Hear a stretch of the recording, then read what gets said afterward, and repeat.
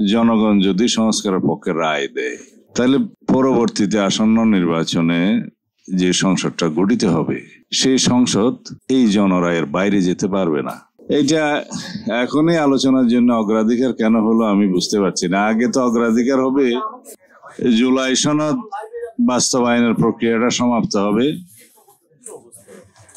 এবং গতকালকের আলাপ অনুযায়ী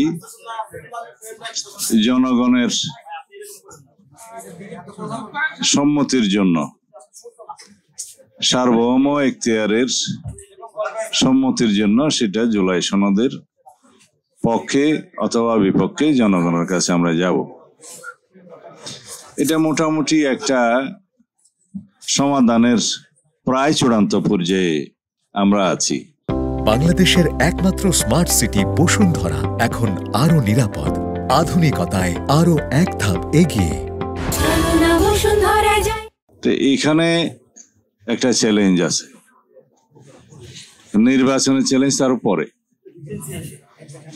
এখানে লক্ষ্য করলাম যে সবাই এই বিষয়ে মোটামুটি একমত যে জনগণের সার্বভৌম রায়টা আমরা নেই, যে সাংবিধানিক সংস্কার সহ অন্যান্য সংস্কারে জনগণ পক্ষে আছে কিনা। আমরা ধারণা করতে পারি বাংলাদেশের জনগণ সংস্কারের পক্ষে, কিন্তু এটা নেয়ার জন্য আমি প্রস্তাব এই জন্যই করেছিলাম, রেফারেন্ডামের মাধ্যমে জনগণ যদি সংস্কারের পক্ষে রায় দেয়, তাহলে পরবর্তীতে আসন্ন নির্বাচনে যে সংসদটা গঠিত হবে সেই সংসদ এই জনরায়ের বাইরে যেতে পারবে না, এই ম্যান্ডেট মানতে বাধ্য হবে।